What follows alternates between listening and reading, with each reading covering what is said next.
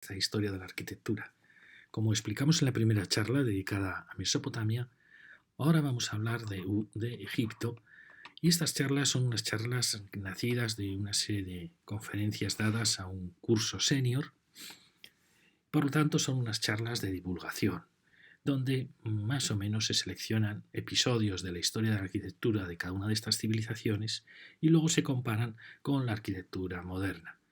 Es, como digo, charlas de divulgación para gente no especializada, pero que tratan de interesar a la gente en lo que es la arquitectura. Egipto, al igual que vimos en Mesopotamia, va a nacer al lado de un río.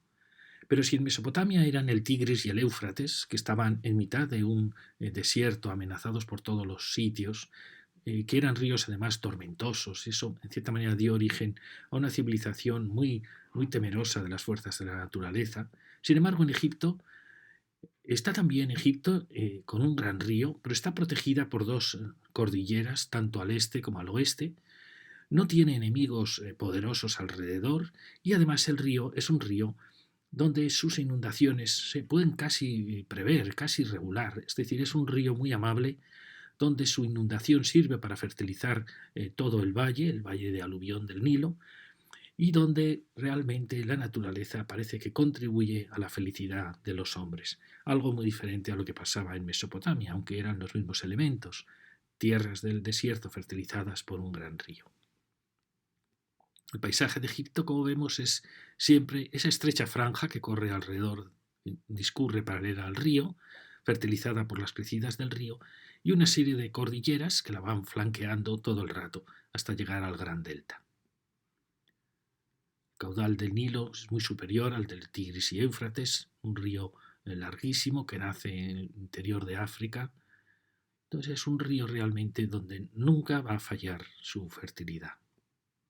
Eso va a llegar hasta el delta, y estamos ya cerca del Cairo. Este es el lago Nasser, o el lago Asuán, que fue una manera de regular el Nilo. Perdieron los egipcios en cierta manera la fertilidad de la inundación, pero produjeron una gigantesca cantidad de energía que hace que la energía eléctrica en Egipto prácticamente sea gratuita.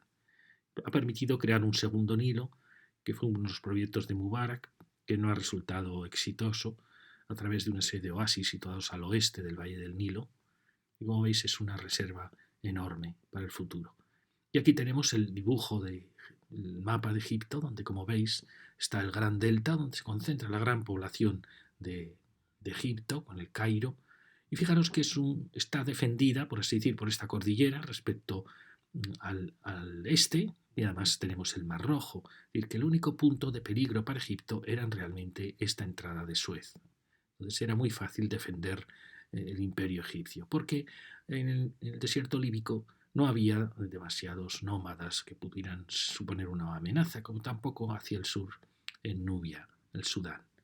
O sea que el único peligro podía venir de aquí. Entonces, en cierta manera es un mundo, una civilización que vive con mucha seguridad, fertilizada por el río, enriquecida por el sol, y eso va a generar una civilización mucho más amable, mucho más serena que la civilización que vimos en Mesopotamia. Este es el Cairo, una maravillosa ciudad, la ciudad más grande de África, 20 millones de habitantes. Y Egipto, me tocó a mí trabajar en Egipto, trabajar en proyectos en Egipto, hace los años justo en que sucedió la que se llamó mal llamada Primavera Árabe, y realmente uno se queda asombrado de un país. Fijaros, en España en el año 75 tenía 36 millones de habitantes, los mismos que tenía Egipto. Y hoy, en el 2022, Egipto tiene 100 millones de habitantes, es decir, casi ha triplicado la población, y España tiene 47.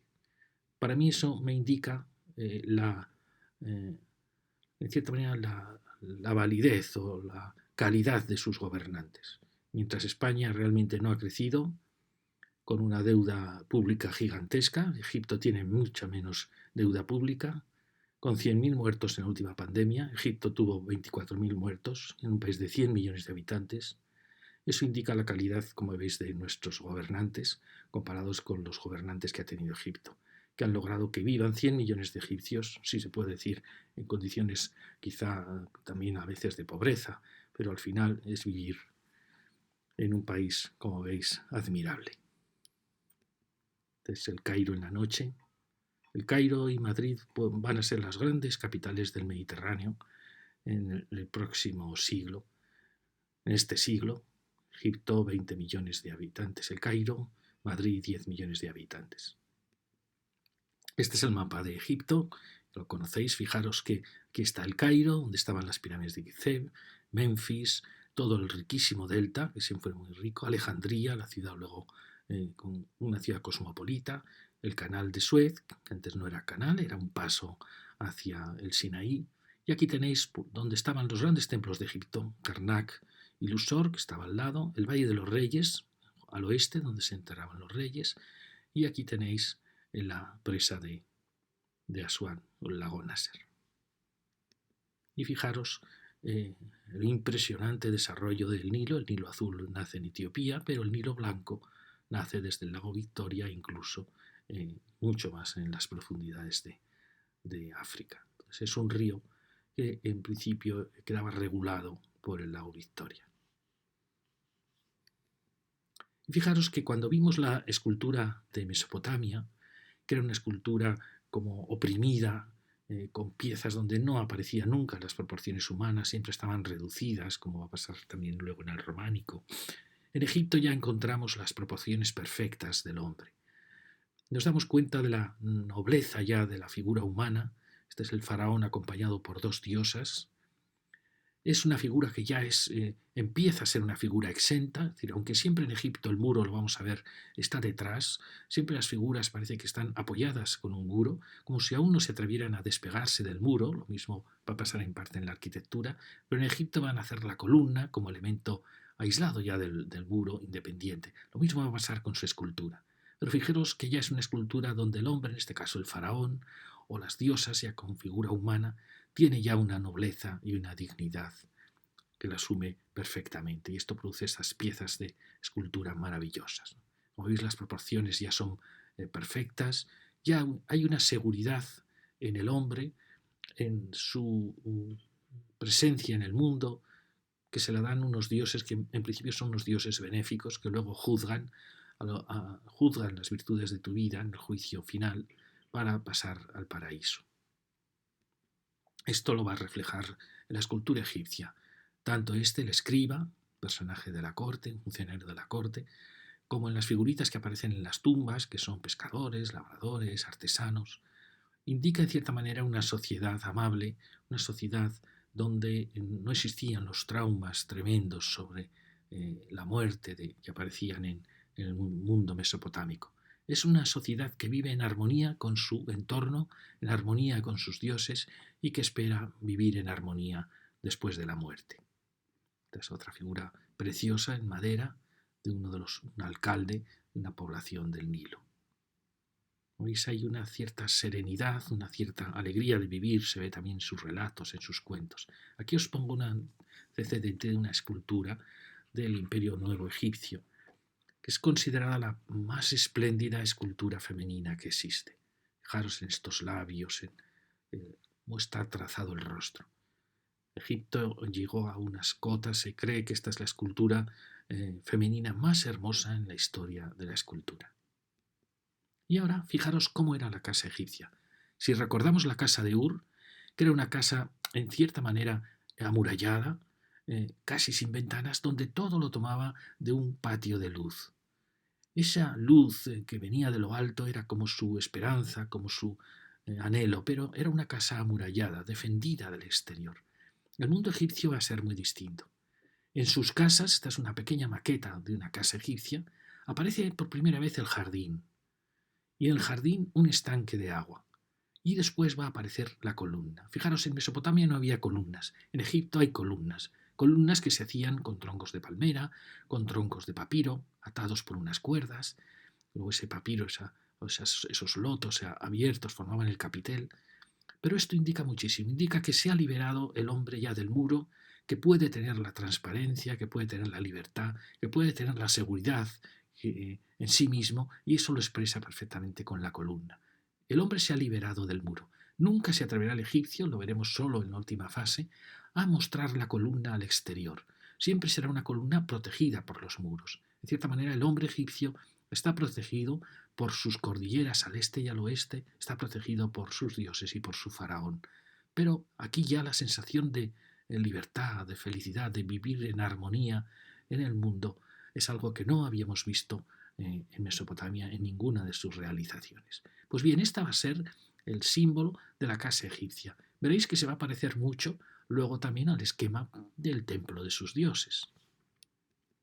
Esta es otra maquetita de Egipto. Fijaros, también en Egipto la terraza es muy importante, como pasaba en Ur. La visión del valle del Nilo, el jardín, los dos espacios, el de abajo y el de arriba. Pero veis, es una casa que está volcada hacia su jardín y hacia el exterior. Esto es un dibujo muy bonito lo he elegido porque aunque son dibujos imaginarios, comparado con el de Ur, que era más trágico, más denso, porque en Egipto realmente había ciudades, pero en primer lugar no estaban amuralladas, excepto algunas ya en época de las invasiones de los pueblos hicsos, pero en general es un mundo que vive sin murallas, sin temor, que vive en aldeas a lo largo del Nilo, no es necesaria la ciudad para defenderse y para agruparse, y por lo tanto su relación con la naturaleza es mucho más armónica, mucho más libre. Y aquí, como veis, siempre está el jardín y la terraza. Fijaros que esta casa que está en el Valle del Nilo podía ser perfectamente de la época de los faraones y expresa muy bien. Mirad, Egipto tenía una piedra maravillosa, pero en sus ciudades, en sus palacios y en sus construcciones cotidianas no usaba la piedra. La piedra la reservaba para los dioses, para los templos y luego para las tumbas de los faraones. Es decir, la vida cotidiana no tenía temor y se construía con barro, aunque el Nilo podía venir e inundar estas tierras. Y fijaros cómo en esta casa aparece el jardín, aparece después una terraza y una preciosa pérgola. Fijaros que a veces he pensado que estas pérgolas egipcias son el origen de esas galerías de arquillos que aparecen en la arquitectura española. Aparece con el Islam y luego en el Renacimiento, en Aragón, en Navarra, en Granada, en Sevilla, y en todo lo que fue el mundo, de cierta manera, influido por el Islam. Y quizás su origen esté aquí, en estas maravillosas pérgolas para ver el Valle del Nilo, en esta casa tan armónica. Fijaros que estas son unas casas de unas ciudades que se hicieron para los obreros de las ciudades, para los obreros de las pirámides, y son casas que están en línea, pegadas unas a otras. Pero fijaros qué casa tan impresionante para unos artesanos. Primero tiene la entrada con una capillita. La presencia de Dios siempre es muy importante, tanto en el mundo mesopotámico como en Egipto. Luego fijaros en este salón, donde hay una columna, que como si la columna fuera el símbolo de la libertad, el símbolo del valor del hombre, el símbolo de que, en cierta manera, nos hemos liberado de los muros y casi la columna se realiza como una especie de adoración de la columna. Luego aparece la habitación, el almacén, la cocina y, por supuesto, la terraza. Y como veis, es una casa distinta a lo que os hemos enseñado antes. Esta es una casa, por así decirlo, oficial para esas ciudades de obreros, pero como veis es una casa muy rica de espacios. Este es otro dibujo muy imaginario de lo que podía llegar a ser una casa egipcia, luego veremos, porque son así, las grandes casas del Cairo son así. Luego veremos cómo en España tenemos casas así también. Esto os he mostrado un palacio, es un palacio de Akenatón, que es un faraón singular, pero os quería mostrar lo importante que es. Este palacio tiene, fijaros que tiene ya un eje. En Egipto aparece el eje por vez primera, en Mesopotamia no había ejes. Es decir, Egipto tiene esta dimensión dinámica que se la da, en principio creen que ese río flanqueado entre montañas, o su religión solar en que el sol se movía del este al oeste. Pero fijaros que tiene un gran patio jardín, luego tiene el patio de la piscina, fijaros qué importante es la piscina en el mundo egipcio, y luego tiene una sala de columnas hasta llegar al trono del faraón. Pero mirar que aquí la columna, así como en Mesopotamia eran los muros lo que continuamente definía el espacio, en Egipto ya todos son columnas para organizar los espacios. Y fijaros que aquí aparece por vez primera la idea de un claustro de columnas en torno a un jardín con habitaciones alrededor. Esto que va a dar origen en parte a la casa helenista, más que a la casa griega, a la casa helenista, luego a la casa romana, al monasterio medieval, al claustro. Y fijaros, aquí ha nacido esa aparición de la columna como elemento de transición hacia el estanque, hacia el jardín, desde la casa. Y se ha inventado no ya el patio de Ur, sino ya el claustro de la civilización occidental. Y fijaros, ya llegamos al templo. El templo egipcio, por un lado, tiene la piedra, que es un material maravilloso que le permite elevar las alturas que quiera, le permite tallar las molduras, le permite crear sombras, algo que Mesopotamia no lo podía, no podía hacerlo con su ladrillo, solo podía rehundir en el muro huecos para enriquecer los muros. Pero Egipto puede ya jugar con los volúmenes, jugar con las masas, y fijaros cómo aquí hay un templo que tiene ya todas las lecciones de la arquitectura que cualquier arquitecto las tiene que conocer. Fijaros, unos elementos verticales potentísimos estrechan muchísimo la entrada. Es la sensación de la compresión, para luego pasar a un patio donde se te abre de nuevo al cielo, para luego volver a comprimir entre los pilonos y llegar a otro patio o a la sala hipóstila. Entonces, fijaros cómo en Egipto hay una sucesión de elementos arquitectónicos para emocionar. Los templos egipcios son máquinas de la emoción. Es, por así decir, la primera arquitectura en piedra que ha nacido para emocionar. Pero fijaros a la vez en otro detalle. Al templo egipcio, que tiene este gran eje, no le importa contar que aquí tiene unos elementos altos que te están oprimiendo, no le importa contar que luego viene un patio más bajo, que luego aparece otro elemento alto. Es decir, es muy ingenuo en el sentido que te cuenta como si vieras un motor, ¿no? Una maquinaria. No le importa mostrarte cómo está funcionando el templo, algo que un mesopotámico no habría hecho nunca. Mesopotámico en su templo, por fuera, no entendías cómo era el templo por dentro. Egipto eso no le importa, es decir, es un imperio que por un lado ha evolucionado mucho en la arquitectura gracias a la piedra, gracias a la columna, pero por otro lado tiene una ingenuidad, una confianza, en cierta manera, en el hombre que Mesopotamia no tenía. En ese aspecto podríamos decir que era un paso atrás, o sea, Egipto da un paso adelante enorme en la historia de la arquitectura, pero da un paso atrás en que pierde esa concepción del interior de la arquitectura como diferente del exterior. Entonces Egipto en ese aspecto nos asombra por su calidez y por su ingenuidad. Aunque siempre los templos tenían, luego los arquitectos los fueron rodeando de un muro que trataba de uniformar las fachadas laterales, pero no les importaba que la gente supiera cómo funcionaba la maquinaria del templo. Fijaros qué preciosa planta ya, riquísima en sensaciones, en espacios de arquitectura. Mirar, siempre un eje, algo que en Mesopotamia no había, la expresión ya en piedra de elementos diferentes, algo que en Mesopotamia tampoco había, los pilonos para aplastarte en la entrada, tras ellos un patio maravilloso flanqueado de columnas que filtran la luz, para llegar a una especie de atrio que poco a poco te va introduciendo en la sombra de la sala hipóstila y todo te va preparando. Un segundo espacio de nuevo con esta tensión lateral para llegar al Santa Santorum donde estaba la figura del dios. Y esto unas pequeñas celdas que rodeaban eso. Y fijaros que aquí el arquitecto sí que ha querido esta, en cierta manera, telescópica sucesión de espacios, la ha querido unificar con este muro que en cierta manera da unidad a todo el proyecto. Pero fijaros qué proyecto tan bonito. Aquí ya están muchos conceptos de la arquitectura, el atrio, la sala de hipóstila, el patio, los pilonos. Este es otro templo pequeñito, donde como veis, más sencillo, pero tiene los mismos conceptos. Fijaros que tiene un doble muro, hay un muro que protege un poco, es como la piel que protege el organismo que está dentro. Aquí tenéis el patio, la sala hipóstila con esta tensión lateral y el santuario. Aquí solía estar la barca, una pequeña barca para poner la figura del dios, que eran figuritas pequeñitas, solían ser de madera, para sacarlo en procesión. Y la figurita del dios estaba aquí. O sea que aquí estaba la barca y aquí la figura del dios. Como veis, es una secuencia muy bonita con siempre un eje en una dirección. Este es el gran templo de Karnak. Karnak es el gran templo de Egipto.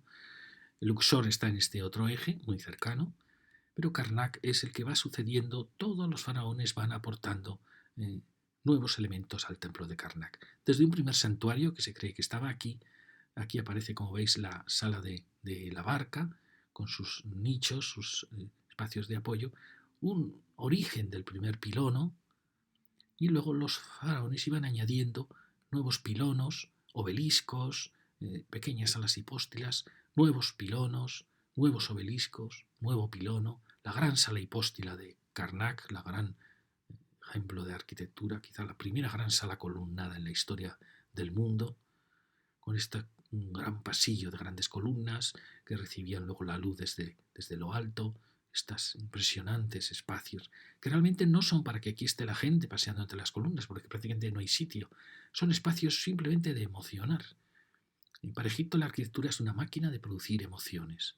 La sensación al venir por aquí, de aquí tienes un espacio infinito, misterioso, donde no es el fondo, las sensaciones las busca siempre Egipto. Y aquí tenéis un precioso patio con los grandes pilonos, y aquí se van añadiendo, como veis, pequeños templos, ejes, salidas, pero siempre este es el eje principal que va hacia el Nilo. Aquí tenéis el templo de Luxor, que recibía desde Karnak esta avenida, avenidas de esfinges, los pilonos, un patio bellísimo. Aquí venía la sala hipóstila, que no se acabó, entonces se redujo al final a dos filas de columnas, cuando estaba prevista que fuera como la de Karnak. Un segundo patio, un atrio, una sala hipóstila original, otro atrio, y aquí la sala probablemente de la barca. Y en este caso, la sala del dios está más secreta, hay que atravesar por este pequeño laberinto para llegar a donde estaría la figura del dios. Todos estos son templos normalmente dedicados al dios Ra. Y aquí tenéis las avenidas de esfinges, los pilonos. Los pilonos dicen que representan para unos unas montañas imaginarias por donde el sol discurría entre ellas, para otros son las cordilleras que van flanqueando el Nilo, como si este camino fuera el camino del río. Los obeliscos, una figura que va a tener un gran éxito en la arquitectura occidental, las figuras del faraón, transformadas como las columnas, casi son una pieza más de arquitectura, las grandes maravillosas columnas con forma de flor en la parte alta. Aquí tenéis lo que os digo, los pilonos. Fijaros que estas incisiones son porque había unos grandes mástiles con banderas. La bandera en Egipto era muy importante. Para el egipcio, un mástil con una bandera significaba que ya estaba allí Dios. Podía estar en mitad del desierto, bastaba un mástil y una bandera para mostrar la presencia de Dios. Dios estaba en el movimiento, en la brisa que movía esa bandera. Entonces, estos son piezas para esas grandes banderas para indicar la presencia del Dios. Ya veis que esta arquitectura sigue siendo emocionante. Por un lado es muy sencilla de entender, van flanqueándote, acompañándote, con la estrechez de los pilonos te aplastan como si fuera un desfiladero para luego abrirte a un delta, que es el patio de columnas, donde el faraón se va situando entre ellas. Fijaros, estas preciosas columnas, de aquí van a hacer ya el capitel, van a hacer en parte la basa. Y todo esto es posible gracias a este material que es la piedra. Es una maravilla. Esta es la sala de Karnak, las luces altas. Fijaros, el espacio no era un espacio para estar, para pasear entre las columnas, un espacio puramente para ver la infinitud del espacio, el no conocer sus límites, la sensación del misterio.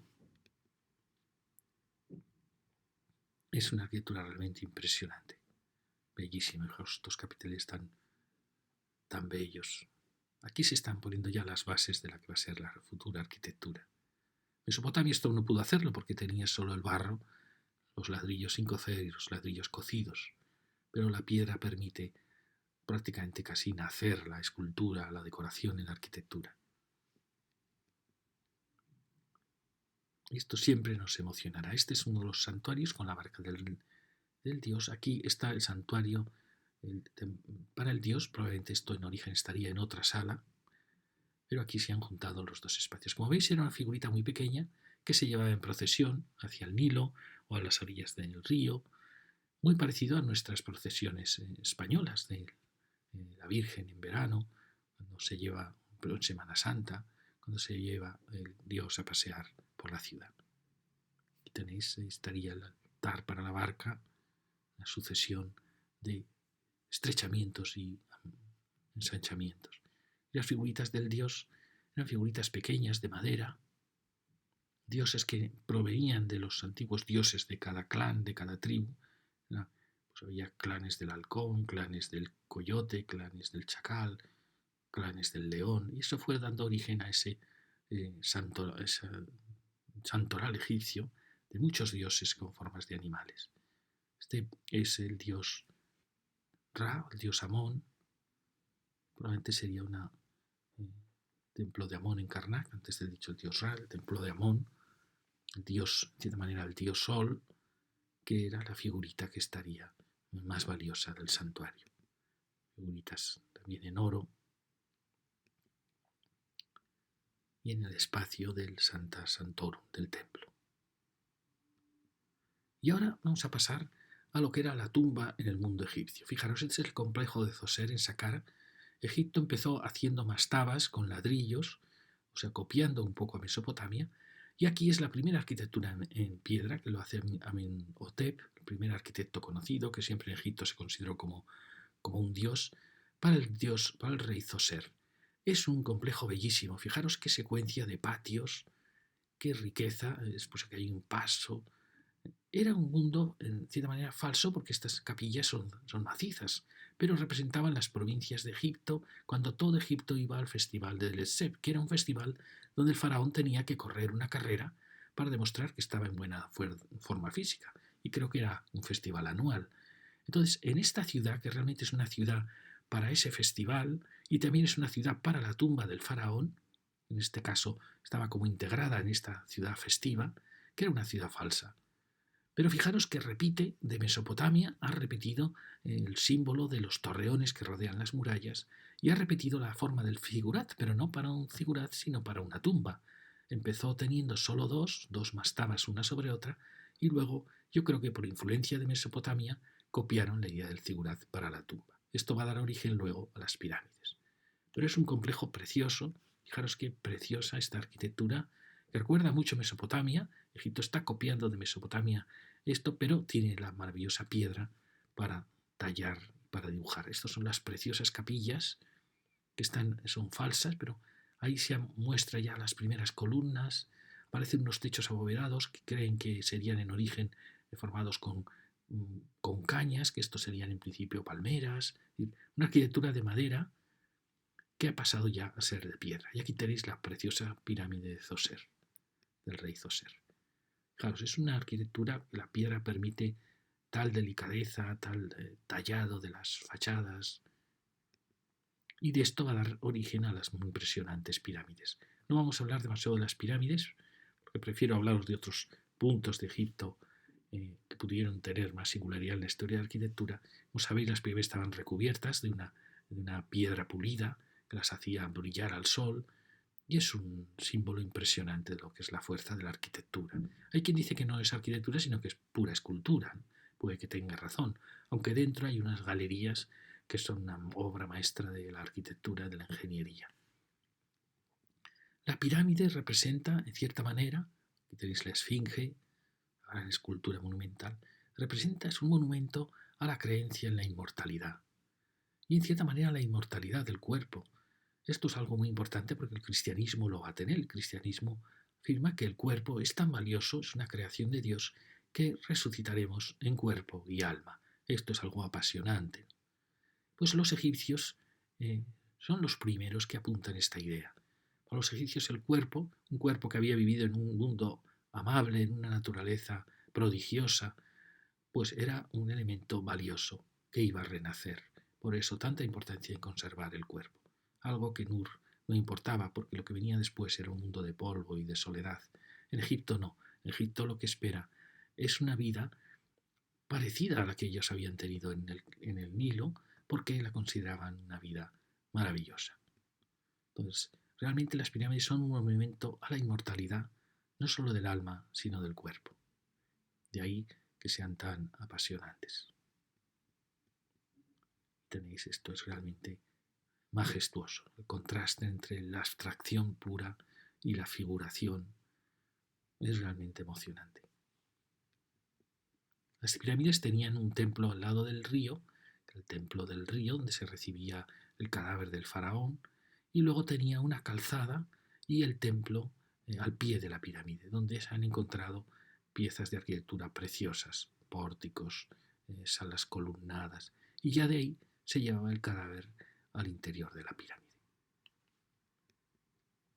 Dentro de estos templos, del pie de la pirámide, había espacios preciosos donde se cree que se pasaba el cadáver se pasaba ya a su sarcófago para ya introducirse en la pirámide.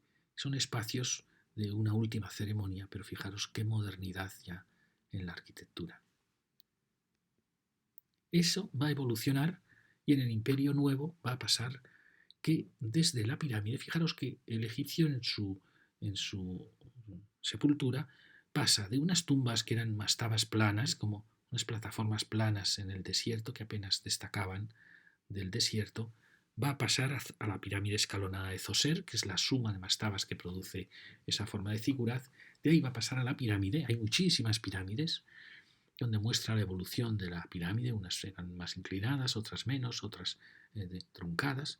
Y en el Imperio Nuevo hay una evolución interesantísima porque vienen a decir ya desde este primer templo que había aquí, que tenía una pequeña pirámide, vienen a decir que realmente la pirámide ya está hecha, son las montañas del oeste del Nilo. Fijaros, estas montañas significan que la pirámide ya está hecha y está hecha por la naturaleza. Entonces, el faraón solo tiene que hacer el templo al pie de la pirámide. Entonces, lo que hacen es un templo majestuoso del pie del sepulcro que está dentro de la montaña. Y este es el templo de Setput, que es una reina, una faraona que va, la hija del faraón, y ella, en vez de, cuando muere su esposo, pues ella se cree con derecho a ser hija del faraón, a ser faraona. Y logró ser faraona de Egipto. Y viene con ella una época de paz en Egipto, de expediciones científicas hacia el sur, hacia el Mar Rojo. Es una época de paz. Ella tiene un romance con su arquitecto Senmut y en cierta manera, o bien por idea de ella o de su arquitecto, cambian la arquitectura de Egipto. ¿Os acordáis que nunca en Egipto la columna se veía al exterior? Pues aquí transforman este templo, que es un templo de pie de santuario, de pie de la tumba, en una serie de terrazas con rampas que se cree que estaban llenas de jardines y donde la columna se abre al exterior en un contraste bellísimo con el espacio macizo de la montaña. Fijaros qué secuencia tan bonita de terrazas para llegar a un patio abierto al pie de la gran montaña y ya entrar en el santuario. Fijaros el contraste precioso entre la horizontalidad de la arquitectura, entre su ligereza y la montaña. Realmente la pirámide estaba hecha y bastaba hacer el templo al pie de la pirámide. Es un espacio precioso, muy hermoso en la sensación también de ir ascendiendo, la sensación que tiene el hombre de plenitud, de felicidad en este espacio es preciosa. Este es Hatshepsut, su sucesor, enfadado porque ella hubiera reinado, pues destruyó todas las estatuas de la reina del templo. Fijaros, esta es la planta, aquí aún no está dibujado el patio, ya se ha reconstruido, patio precioso, abierto al pie de la montaña. Fijaros, esta secuencia tan bonita de espacios que realmente son solo porches, porque no tienen nada detrás, están contra el terreno, hasta que aquí ya sí se abren a ese patio, con santuarios a los lados, santuarios solares. Son espacios muy bonitos, porque tras un atrio y unos muros vuelves a ver el cielo, pero con la montaña encima. Muy bonito. Este es el santuario, probablemente estuvo aquí el sarcófago falso de la reina, y después las tumbas reales estaban ocultas para que no fueran saqueadas. Y fijaros que aquí va a aparecer una columnata lateral que va a ser muy importante porque ahora os lo vamos a mostrar. Tenéis, estas eran todo estatuas de la reina, fueron desfiguradas por su sucesor. Fijaros qué arquitectura, qué seguridad, qué precioso el alero también de... Fijaros que esa es la columnata de la que os he hablado.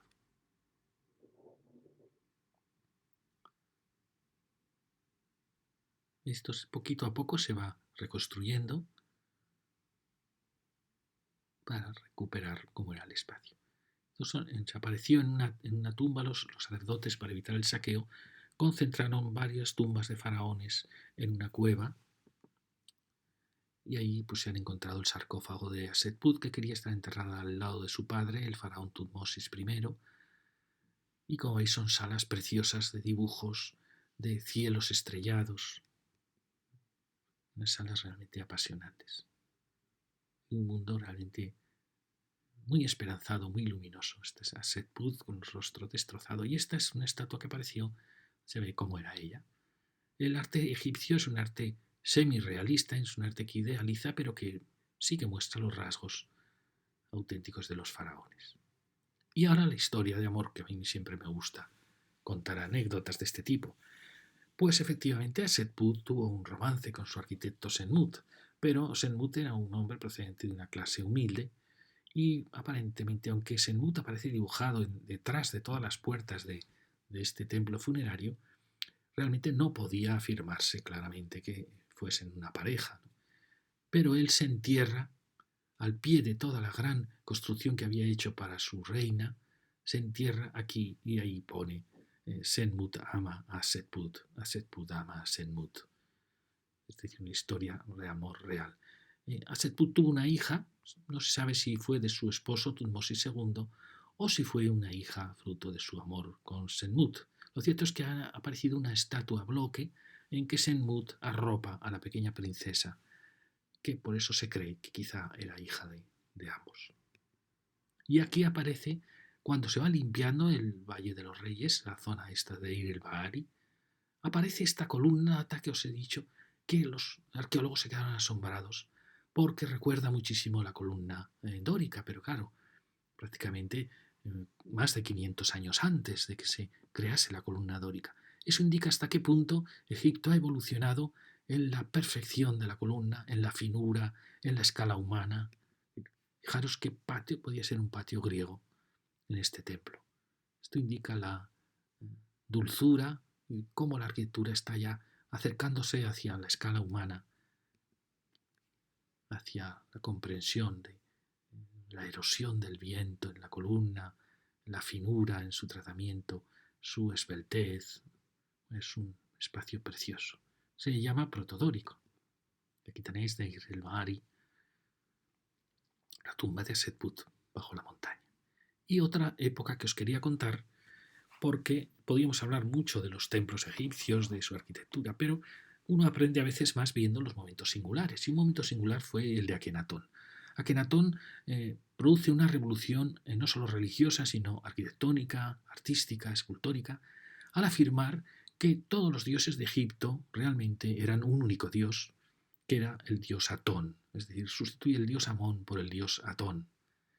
Era un dios que era el dios Sol, era un dios benefactor, y él cambia, por así decir, cierra los templos de Egipto con el enfado de los sacerdotes, cual produciría una revolución que le destruyó luego su obra, y afirma que el arte debe ser realista, es decir, casi hiperrealista, que el arte debe mostrar a los faraones y a las personas tal como eran.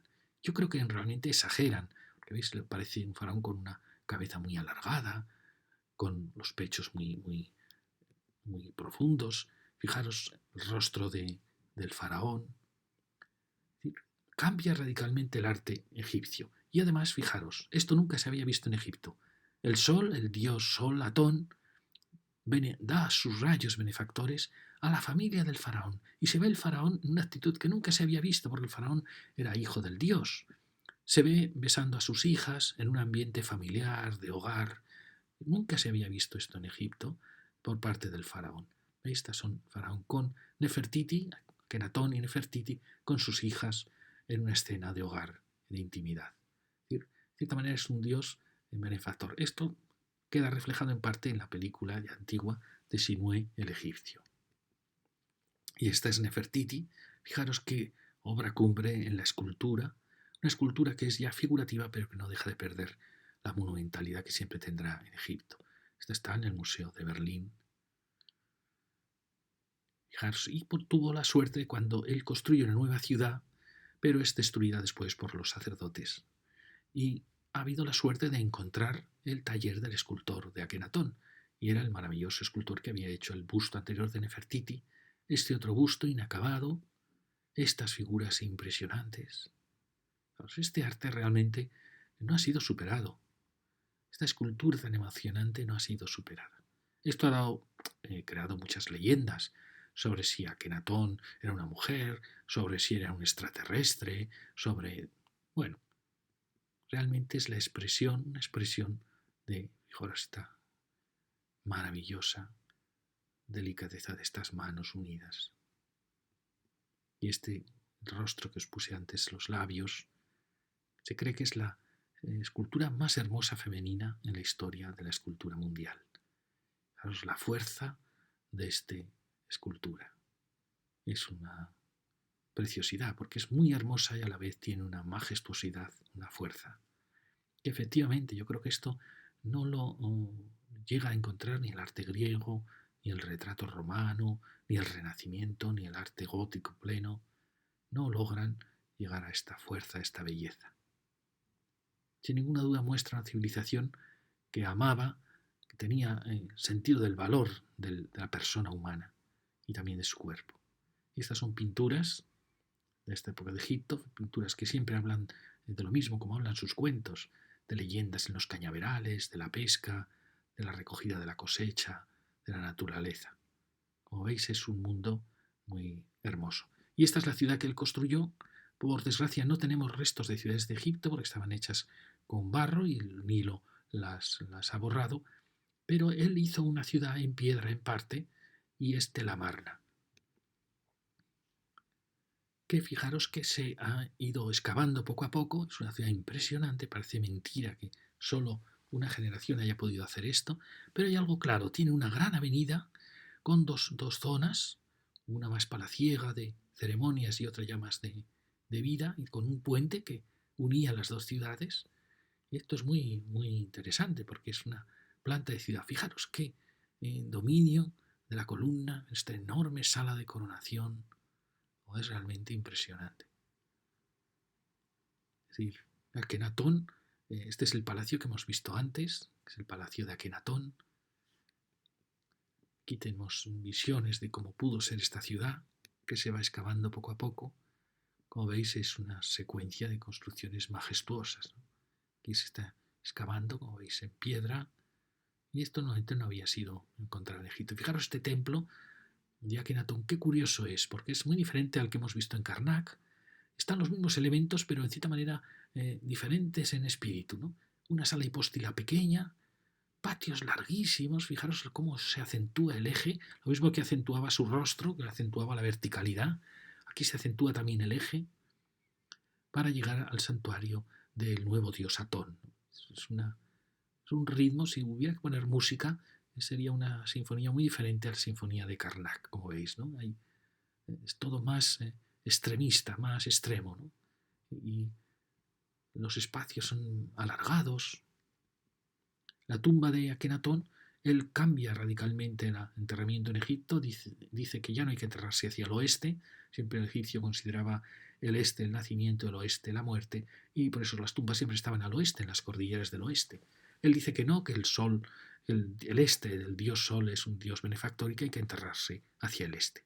Y esta es la que se cree que era tumba de Akenatón, que aparentemente aparece humilde, pero porque fue muy saqueada, porque su hijo, que fue Tutankamón, luego tuvo que cambiar el nombre por la presión de los sacerdotes y pasarse Tutankamón, pues mostró en su tumba, que fue la única tumba que había sido encontrada intacta en Egipto, había sido saqueada, pero los guardias atraparon a los ladrones y restituyeron lo que habían robado, aunque de manera desordenada, pero vemos como siempre la realidad supera a veces a la ficción.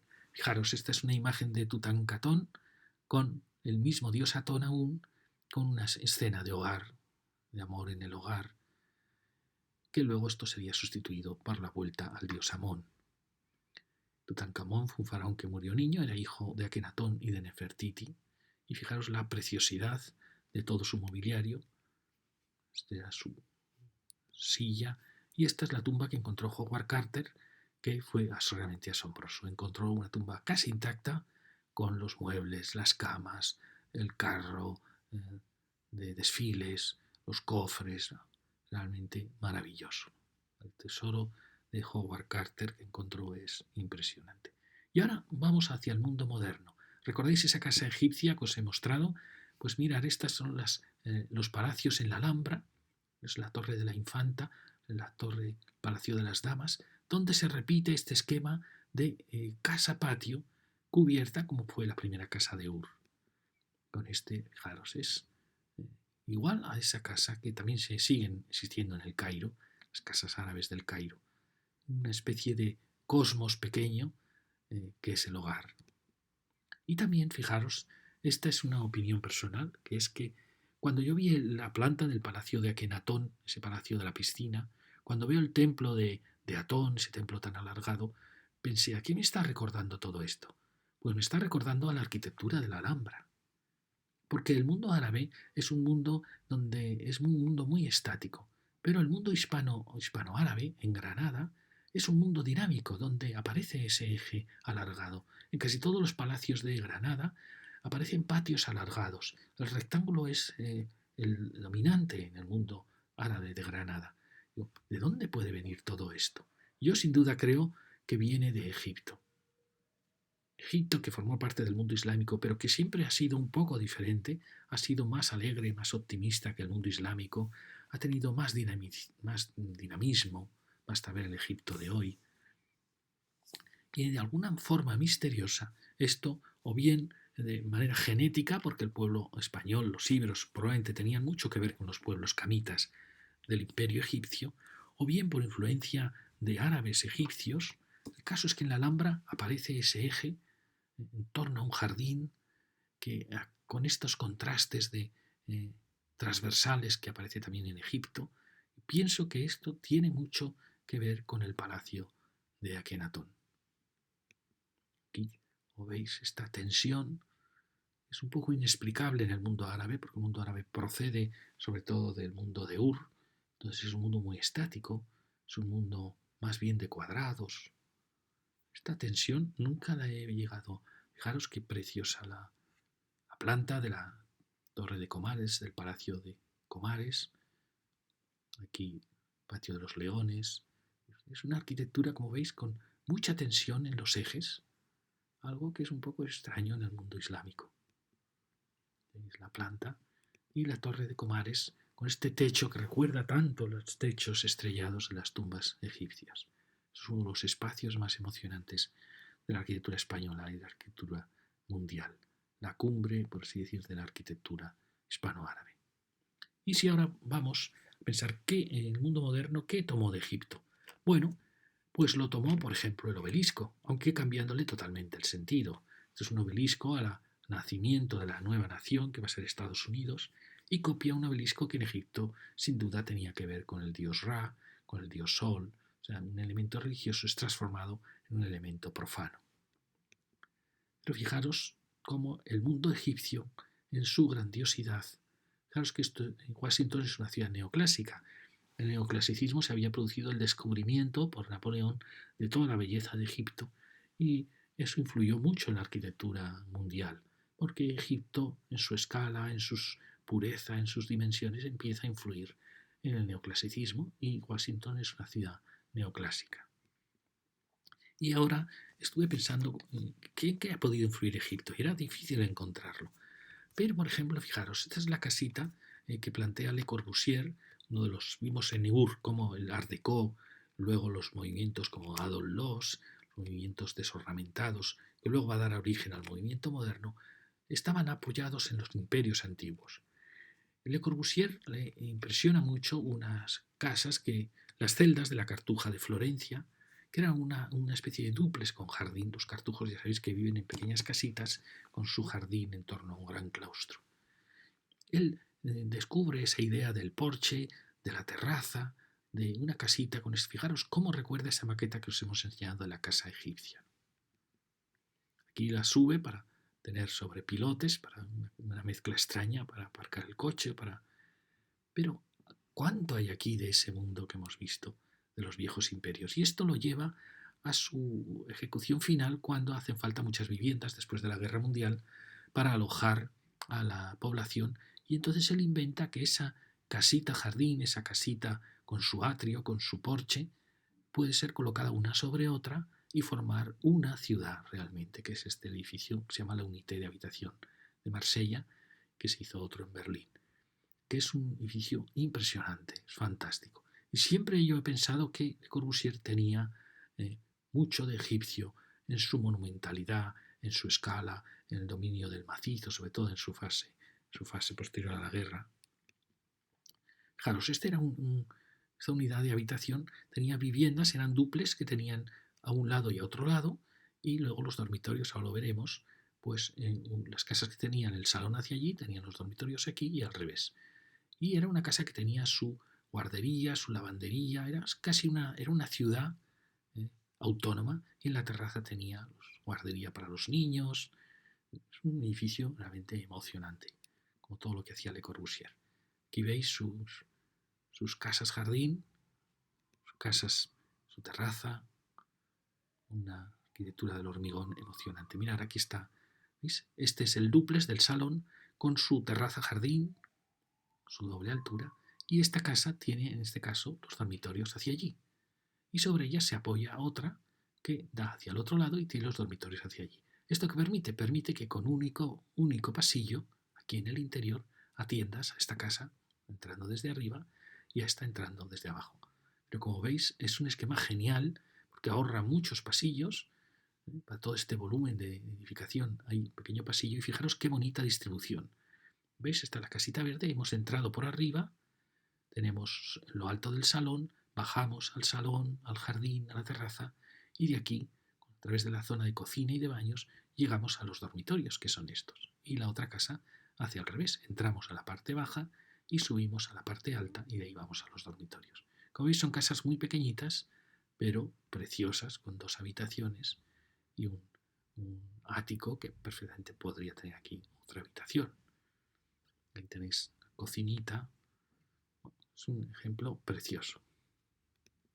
Aquí está con sus dibujos de colores. Aquí tenéis muy bien perfectamente la distribución y la importancia que tenía la terraza con esa doble altura, que a mí me recuerda mucho el mundo egipcio. Fijaros en esta planta de ciudad de Chandigarh que hizo Le Corbusier, me recuerda también mucho el ambiente de la planta de Tel Amarna, ¿no? Con esa gran avenida, esa sensación de libertad que dan los jardines. Es un plano, aparte que el plano es una preciosidad, esa libertad de movimientos me recuerda mucho a la arquitectura egipcia de Tel Amarna. Y aquí tenemos Chandigarh, los parlamentos de una nueva ciudad que hizo para la India, que a mí me recuerda mucho también las entradas a los templos de Egipto. Fijaros la cornisa, esta especie de gola que forma esta forma. El estanque, la monumentalidad de estos pilonos, las celosías de Egipto. Parece que hay algo aquí de esa grandiosidad del imperio egipcio. Fijaros qué arquitectura tan emocionante.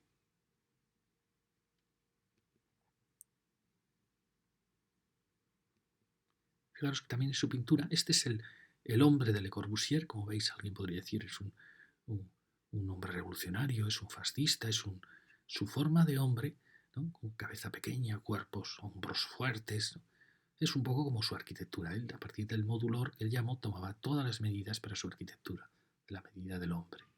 Pero indica que, en cierta manera, el hombre pasa a ser el centro de todas las cosas, en una arquitectura de una enorme fuerza. Fijaros su pintura, que hay una pintura muy plana, me recuerda mucho la pintura también egipcia. De esta manera, la pintura egipcia es más ligera, que hay una gran pesadez en las formas, en los colores, pero de esta manera no sé por qué la traigo aquí. Y luego también esto está un poquito, podríamos decir, cogido por los pelos, pero vimos en Ur como el rascacielos Art Deco, que aquí tenemos algunos ejemplos, habían representado muy bien ese capitalismo atroz de los años 20 y 30. Y ese capitalismo se va dulcificando a lo largo de los años, hasta como pasa con la sociedad americana, donde ya no son tan fuertes las diferencias sociales, donde es un mundo realmente de más libertad.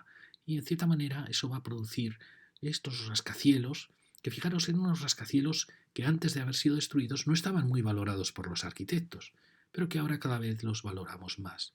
porque era una serie, realmente son miles de ventanas, pero están matizadas por la estructura de las carpinterías, de manera que son como dos piezas, de cierta manera, más abstractas.